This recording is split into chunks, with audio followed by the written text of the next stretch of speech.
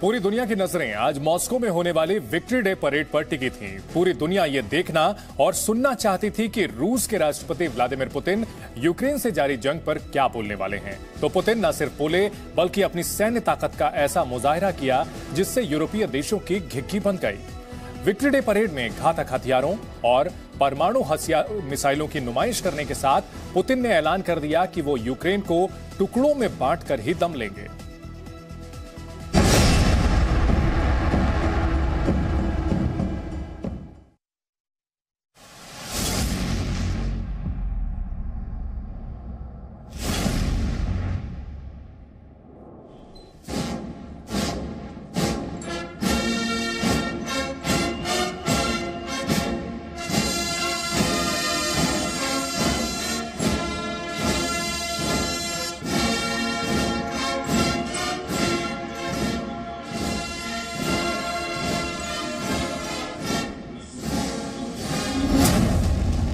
Moscow में जंगी parade से Europe में अलर्ट। Показали нам пример героизма.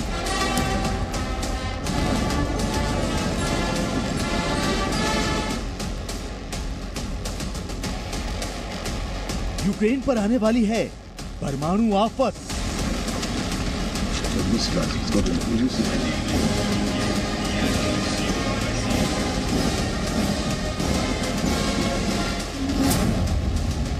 पुतिन की ताकत, नेटो देशों में दहशत। Ура!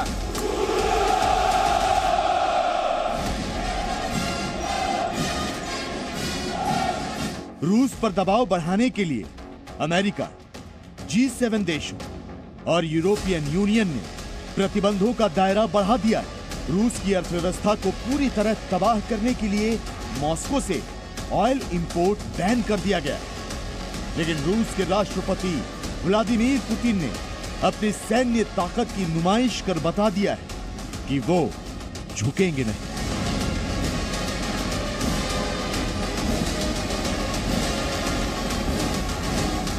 जिसका सबको इंतजार था, 9 मई वो घड़ी आ गई। शुरुआत में परेड की शुरुआत में ही आर्मर्ड यानी बख्तरबंद गाड़ियां निकल रही हैं। सबसे पहले एंटी एयरक्राफ्ट गन निकली और उसके पीछे बीएमपी और उसके पीछे अब टैंक्स निकलने शुरू हो चुके हैं। जनता में जबरदस्त उत्साह है।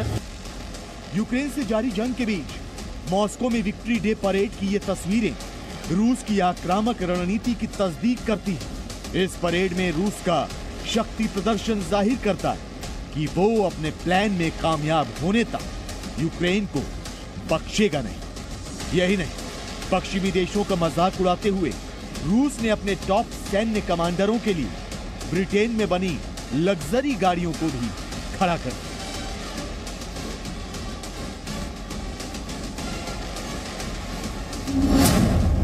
मॉस्को में परमाणु झांकी, अब सिर्फ वर्ल्ड वॉर बाकी। रूस ने जर्मनी पर अपनी जीत की 77वीं वर्षगांठ और सेकेंड वर्ल्ड वॉर के अंत को मॉस्को के रेड स्क्वायर में विजय दिवस परेड के रूप में मनाया। लेकिन इस परेड में रूस ने अपनी सैन्य ताकत का मुजाहिरा कर पश्चिमी देशों को आगाह कर दिया कि अगर वो उसके और यूक्रेन के बीच में आए तो नतीजा बुरा, बहुत बुरा होगा। विक्ट्री डे परेड में परमाणु मिसाइल और आधुनिक हथियारों का जखीरा नजर आया। थर्मोन्यूक्लियर RS-24 बैलिस्टिक मिसाइल भी देखी गई, जिसमें 10 वॉरहेड ले जाने की क्षमता है। रूसी गार्डों की कतारों के बीच बैलिस्टिक मिसाइल नजर आए। तो इसके अलावा परेड में आर्म्ड टैंक, कुर्गनेट पैदल सेना वाहन और कोलिट्सिया ISV हॉवित्जर नजर आए। लेकिन सबकी नजरें टिकी थी व्लादिमीर पुतिन पर कि वो क्या बोलेंगे, यूक्रेन के खिलाफ जंग को लेकर अपने देश और सेना के जवानों से क्या कहेंगे, नेटो के खिलाफ क्या रुख अपनाएंगे। तो पुतिन बोले और कुछ ऐसा बोले जिससे यूक्रेन ही नहीं बल्कि नेटो को भी संभल जाना चाहिए।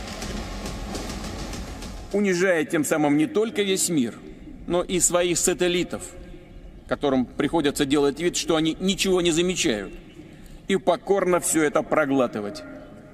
Но мы другая страна. У России другой характер.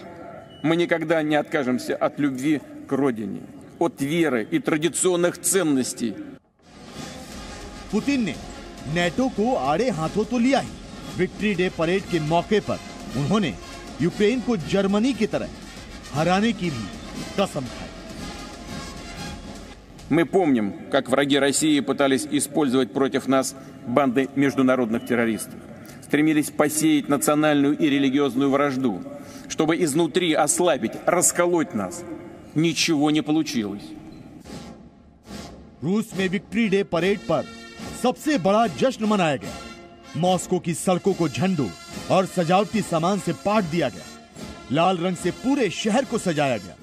तो रूस के राष्ट्रपति व्लादिमीर पुतिन ने पूरी दुनिया को बता दिया कि वो अपना मंसूबा पूरा होने तक यूक्रेन को दहलाते रहेंगे और कोई अगर बीच में आया तो उसे भी उसका खामियाजा भुगतने को तैयार रहना होगा। मॉस्को से कृष्ण मोहन मिश्रा के साथ ब्यूरो रिपोर्ट, जी मीडिया।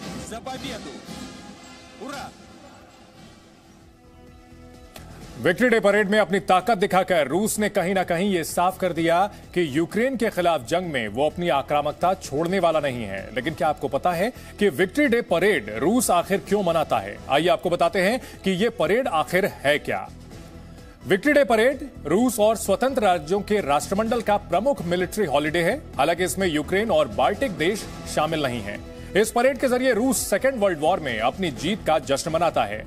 आपको बता दें कि 9 मई 1945 को युद्ध खत्म होने का औपचारिक ऐलान किया गया था। यूरोप और अफ्रीका के उत्तरी हिस्से में सेकेंड वर्ल्ड वॉर खत्म हुआ था। जर्मनी अधिनियम के सरेंडर डॉक्यूमेंट पर विजयी देशों ने हस्ताक्षर किए थे। द्वितीय विश्व युद्ध जिसमें कि करोड़ों लोगों की जान गई थी और रूस को भी काफी इसमें नुकसान उठाना पड़ा था। और इसके बाद 24 जून 1945 को पहली विक्ट्री डे परेड आयोजित की गई। मॉस्को, लेनिनग्राद, स्टालिनग्राड में रूस को जबरदस्त जीत मिली थी। जर्मनी की सेना को रूस ने बुरी तरह से हरा दिया था। इसके बाद रेड स्क्वायर पर विक्ट्री डे परेड निकाली गई। साल 1965 से 9 मई को परेड की परंपरा शुरू हुई, क्योंकि रूस की जीत 9 मई से मिलनी शुरू हो चुकी थी और इसी जीत की याद में विक्ट्री डे परेड मनाई जाती है। लेकिन अब हालात बदल चुके हैं। तब जो जंग के साथी थे आज एक दूसरे के आमने सामने खड़े हैं और इसी पर चर्चा के लिए हमारे साथ हमारे सहयोगी कृष्ण मोहन मिश्रा जुड़ चुके हैं, जो कि मॉस्को से हमारे साथ जुड़ रहे हैं। Krishna Mohan, victory day parade की शुरुआत तो हुई थी नाजी जर्मनी के खिलाफ जो जीत मिली थी, लेकिन तब के सहयोगी अपने आमने सामने खड़े हैं और एक दूसरे को आंखें दिखा रहे हैं।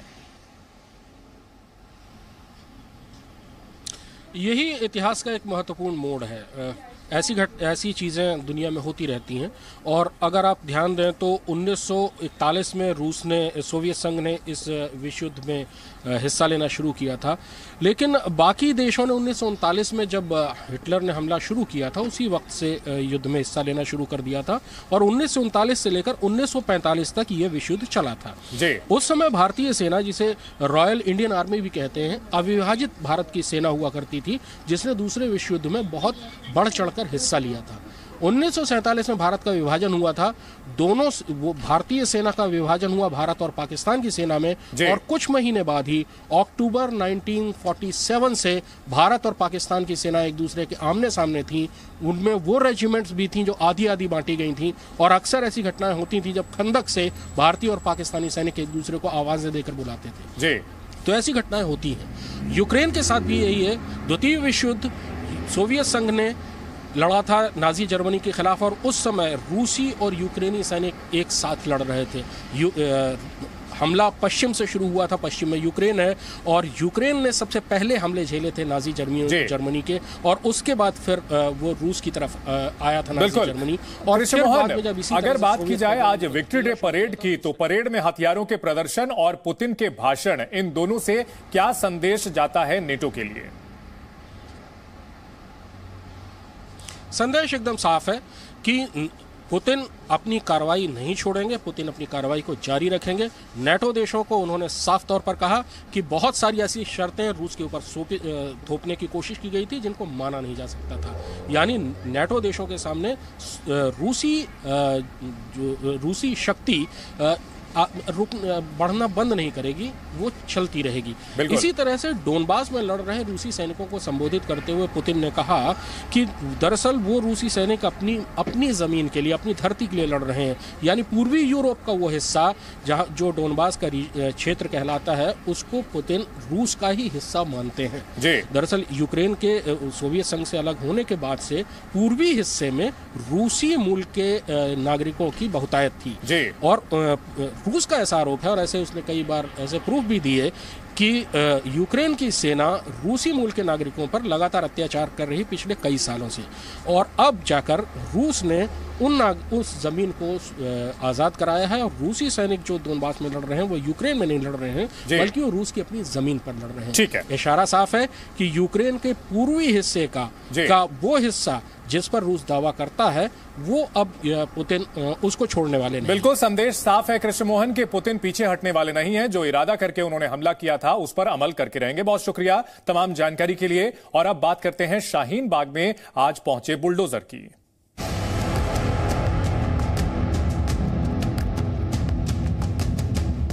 बात देश की राजधानी दिल्ली की। दिल्ली के शाहीन बाग में एक बार फिर टेंशन बढ़ी हुई है।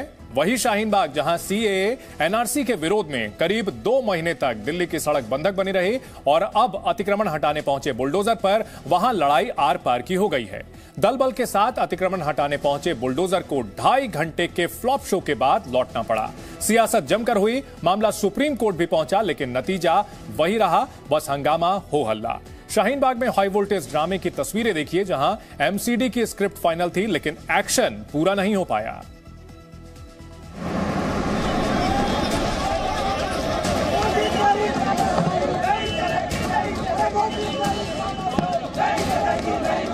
यहाँ कोई इंक्रोचमेंट है ही नहीं तो ये आए क्यों है?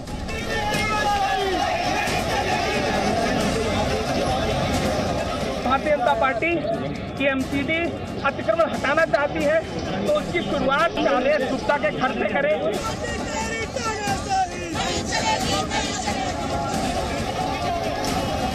अतिक्रमण को बचाने के लिए बुलडोजर के सामने लेटे हैं, उनको बहुत जल्दी सबक मिलेगा। दिल्ली के शाहीन बाग में अतिक्रमण के खिलाफ बुलडोजर की कहानी आज यही रही। सुबह के करीब 11 बजे बुलडोजर के साथ एमसीडी के अधिकारी अतिक्रमण के खिलाफ मुहिम चलाने शाहीन बाग पहुंच गए, पूरे दल बल के साथ। पुलिस वाले भी मौजूद थे और सीआरपीएफ के जवान थे, लेकिन शाहीन बाग के लोग भी आर पार के मूड में थे। एक्शन से पहले ही टेंशन बढ़ चुकी थी। जैसे ही बुलडोजर नजर आया, वो हंगामा बढ़ गया। प्रदर्शनकारी सड़कों पर लेट गए, कुछ महिलाएं बुलडोजर पर चढ़ गई और नारेबाजी तेज हो गई। तरीका वही था जो सीएए के खिलाफ प्रदर्शन के दौरान नजर आया। तिरंगा लहराने लगे, महिलाओं ने मोर्चा संभाल लिया और अपनी ही दलील कर दी गई कि जानबूझकर शाहीन बाग को टारगेट किया जा रहा है। 15 सालों से क्या इंक्रोचमेंट का मुद्दा नहीं नजर आया इन लोगों को? पूरी दिल्ली के अंदर इंक्रोचमेंट करना था तो 15 साल में एमसीडी कहाँ सो रही थी, सरकार कहाँ सो रही थी? भारत के अंदर मुसलमानों के साथ जो भेदभाव हो रहा है, जो डिस्क्रिमिनेशन हो रहा है, उसको रोका जाए। कार्रवाई अवैध निर्माण के खिलाफ, लेकिन हंगामा हिंदू मुसलमान का होने लगा। एक्शन अतिक्रमण पर था, लेकिन टेंशन इस बात की थी कि पहले नोटिस क्यों नहीं दिया। हालांकि एमसीडी ने धर्म विशेष पर कार्रवाई की दलीलों को सिरे से खारिज कर दिया। किसी द्वेष भावना के साथ कोई काम नहीं करना। जो कानून का सम्मान करेगा उसको कानून भी उसका सम्मान बढ़ाएगा, और जो कानून का अपमान करेगा उसका प्रॉपर इलाज भी किया जाएगा। जिन लोगों ने अभी भी कहने के बावजूद इंक्रोचमेंट को रिमूव नहीं किया, उसका प्रॉपर तरीके से इंक्रोचमेंट रिमूव करने का काम निगम करेगा। दलीलों के दंगल के बीच कई तस्वीरें दिखी। रेनोवेशन के लिए एक बिल्डिंग के आगे लोहे की रॉड लगी थी, लेकिन लोगों ने खुद ही उसे भी हटा दी। और ये जो आपको लोग इस वक्त दिख रहे हैं सड़कों पे, ऐसे ही लोग तमाम यहाँ पर उस बुलडोजर के सामने खड़े थे।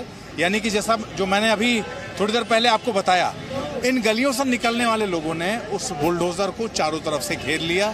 बुलडोजर को घेरने के बाद अब आगे की स्थिति न बुलडोजर चलाने वाले को पता थी कि क्या होने जा रहा है। शाहीन बाग की सड़क सियासत का अखाड़ा बन गई। प्रदर्शनकारियों के सुर में सुर मिलाने के नाम पर आम आदमी पार्टी की विधायक अमानतुल्लाह खान और कांग्रेस के नेता इमरान प्रतापगढ़ी ने मोर्चा संभाल लिया। दोनों दल बल के साथ पहुंच आए और सियासत तेज हो गई। सारे RWO के साथ में निकला, जो इंक्रोचमेंट था जहां जहां मैंने सब हटा दिया। मेरे आह्वान पे लोगों ने हटा लिया और मैं शुक्र अदा करता हूं अपने इलाके के लोगों का कि उन्होंने हमारे मान सम्मान को रखा। जब यहाँ कोई इंक्रोचमेंट है ही नहीं तो ये आए क्यों हैं? बताओ क्यों आए ये? धर्म जाति का कोई आधार नहीं है, इसलिए मैं हाथ जोड़कर प्रार्थना करता हूं कांग्रेस और आम आदमी पार्टी वालों से कि इसको धर्म से मत जोड़ो, इसको किसी भी जाति मजहब से मत जोड़ो। मुसलमानों को टारगेट किया जा रहा है, पिछड़ों को टारगेट किया जा रहा है, गरीबों को टारगेट किया।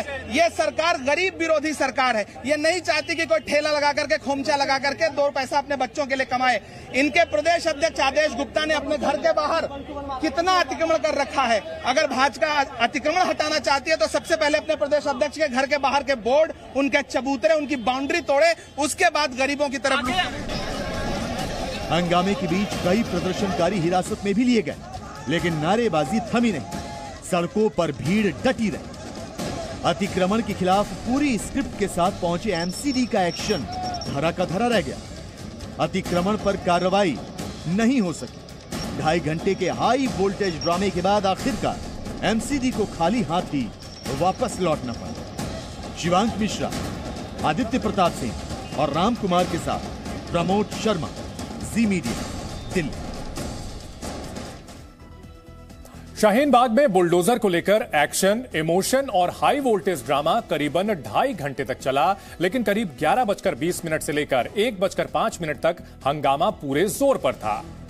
11:20 जसोला कैनाल के नजदीक शाहीन बाग G ब्लॉक में बुलडोजर पहुंचा। बुलडोजर के पहुंचते ही स्थानीय लोग नारेबाजी करने लगे। कुछ लोग बुलडोजर के आगे लेट गए, कुछ उसके सामने बैठ गए। तकरीबन 1 घंटे तक बुलडोजर प्रदर्शनकारियों का बंधक बना रहा।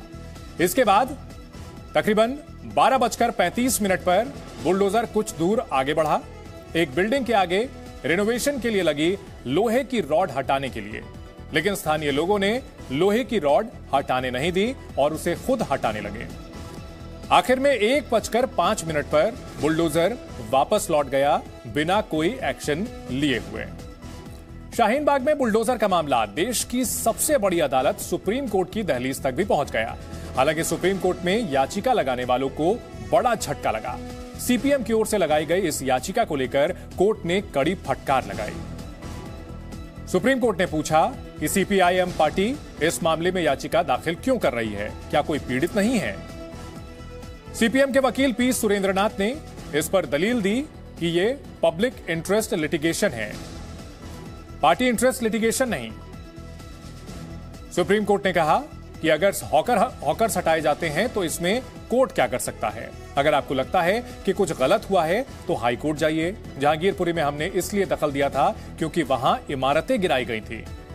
इस पर P सुरेंद्रनाथ ने कहा कि यहां भी मकान गिराए जा रहे हैं।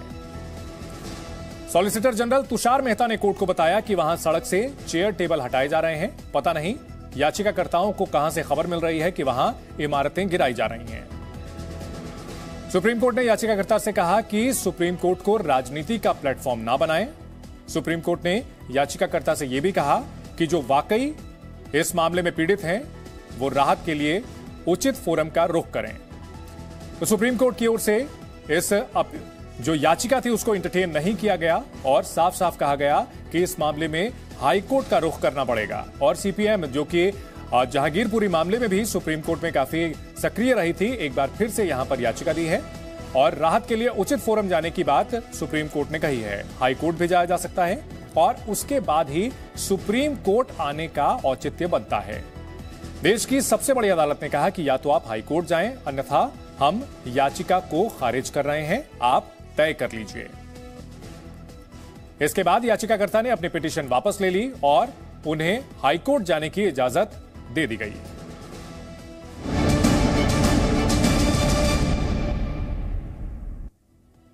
डी कंपनी यानी अंडरवर्ल्ड डॉन और घोषित ग्लोबल आतंकी दाऊद इब्राहिम का काला साम्राज्य। मुंबई में आज दाऊद इब्राहिम की वापसी हो गई। चौंकी मत, दाऊद इब्राहिम खुद मुंबई नहीं लौटा है, वो अभी भी पाकिस्तान में छिपा बैठा है।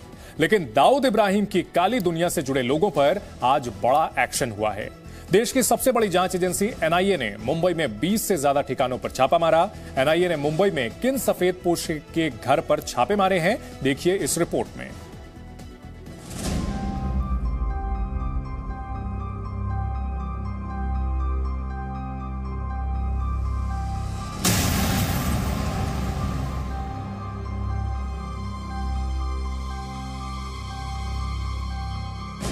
मुंबई में बहुत हलचल है। डी कंपनी में खलबली मची हुई है।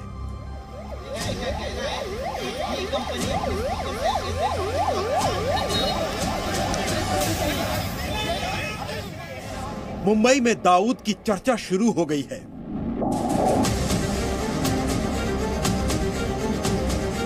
दाऊद इब्राहिम पाकिस्तान में बैठा है और इधर मुंबई में उस पर बड़ी कार्रवाई हुई है। सुबह सूरज निकलते ही मुंबई में एनआईए ने ताबड़तोड़ छापे शुरू कर दिए। एनआईए यानी नेशनल इन्वेस्टिगेशन एजेंसी, ये वो संस्था है जो आतंकवाद और देश की सुरक्षा से जुड़े मामलों की जांच करती है। एनआईए ने दाऊद इब्राहिम से जुड़े लोगों पर एक साथ 20 से ज्यादा ठिकानों पर रेड की। इनमें एक बड़ा नाम है सलीम कुरैशी उर्फ सलीम फ्रूट वाला। सलीम फ्रूट वाला दाऊद इब्राहिम के सबसे खास गैंगस्टर छोटा शकील का साढ़ू यानी बहन का पति है। एनआईए ने नागपाड़ा में सलीम फ्रूट वाला के ग्रांट रोड पर मौजूद घर पर रेड की। रेड के बाद सलीम फ्रूट को एनआईए अपने साथ ले गई। एनआईए के अधिकारी सलीम फ्रूट से भी पूछताछ करने में जुटे हुए हैं। एनआईए रेड के बाद अपने साथ कई अहम दस्तावेज भी ले गई। तक मुंबई में ग्रैंड रोड इलाके में आए हुए हैं। मेरे ठीक बगल में जो बिल्डिंग है सिंह सोसाइटी आप यहां पर देख सकते हैं लिमिटेड, और यहां पर एनआईए के जो अधिकारी हैं वो इस वक्त यहां से निकल रहे हैं। हाथ में एनवेलप भी है और जो टीम है वो फिलहाल यहां से जा रही है। इस वक्त पूरी की पूरी छापेमारी की प्रक्रिया है वो लगातार कर रहे हैं। जो कुछ चीजें हैं आप देख सकते हैं।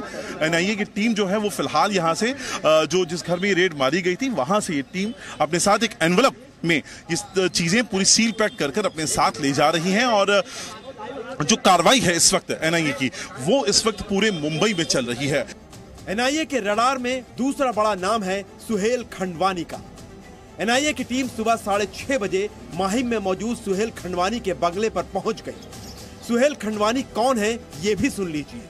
सुहेल खंडवानी माहिम दरगाह और हाजी अली दरगाह के ट्रस्टी हैं। Suhail Khandwani underworld don Tiger Memon के साथी रह चुके हैं।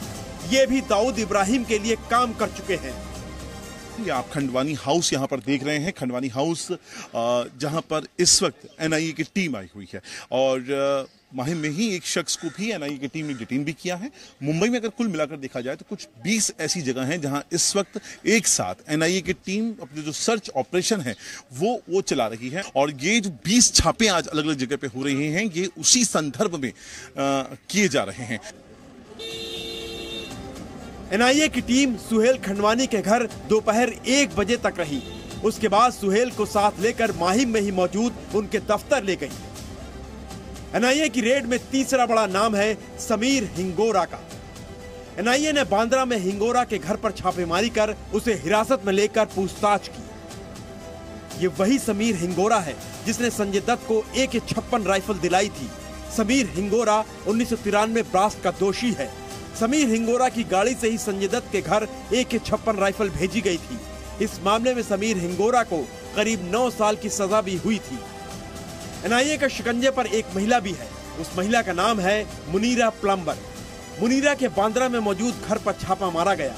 मुनीरा वही महिला है जिसकी कुर्ला में मौजूद जमीन को एनसीपी नेता और महाराष्ट्र के मंत्री नवाब मलिक ने खरीदी थी। इसी जमीन खरीद मामले में ही ईडी ने नवाब मलिक को गिरफ्तार किया है।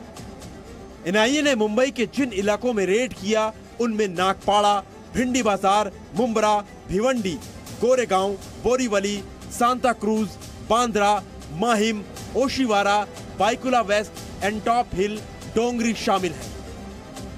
एनआईए ने बयान जारी कर कहा है कि ग्लोबल आतंकवादी दाऊद इब्राहिम के सहयोगियों के ठिकानों पर मुंबई में कई जगह छानबीन की गई। एनआईए पहले ही दाऊद इब्राहिम के खिलाफ एफआईआर दर्ज कर चुकी है।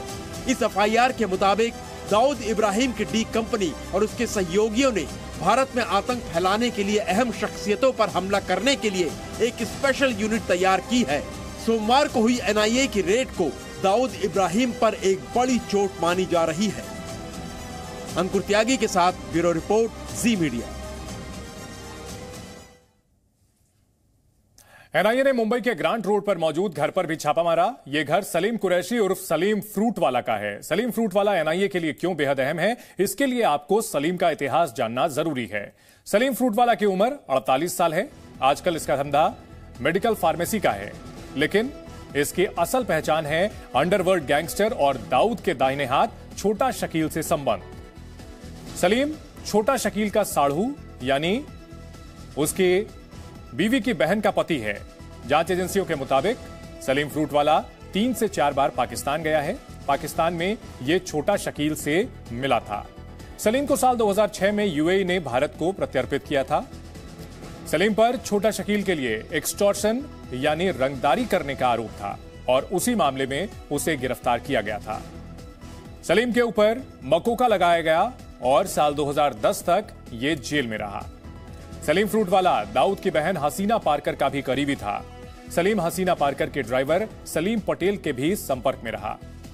हसीना पारकर 2014 में उसकी मौत हो चुकी है। अब आपको दाऊद इब्राहिम के एक और साथी के बारे में बताते हैं। इसके घर पर भी एनआईए ने आज रेड की है। इसका नाम है सुहेल खंडवानी। सुहेल खंडवानी मुंबई के मशहूर माहिम दरगाह का ट्रस्टी है। दुनिया भर में प्रसिद्ध हाजी अली दरगाह का भी ये ट्रस्टी है।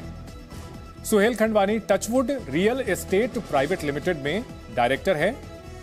इस कंपनी का एनसीपी नेता नवाब मलिक से भी कनेक्शन है। आपको बता दें कि सुहेल खंडवानी अंडरवर्ल्ड गैंगस्टर और दाऊद का खासम खास टाइगर मेमन का साथी रह चुका है। दाऊद के पैसों को संभालने की जिम्मेदारी सुहेल खंडवानी पर ही थी। सुहेल खंडवानी का भी नाम 1993 बॉम्ब ब्लास्ट में आया था, लेकिन उसे बरी कर दिया गया था। ऐसे में जाहिर है कि अब एक बार फिर से एंट्री हुई है दाऊद की और दाऊद के साथ जुड़े हुए लोगों के ऊपर धरपकड़ अब की जा रही है। Presenting B News app available on Google Play and App Store. Download it now.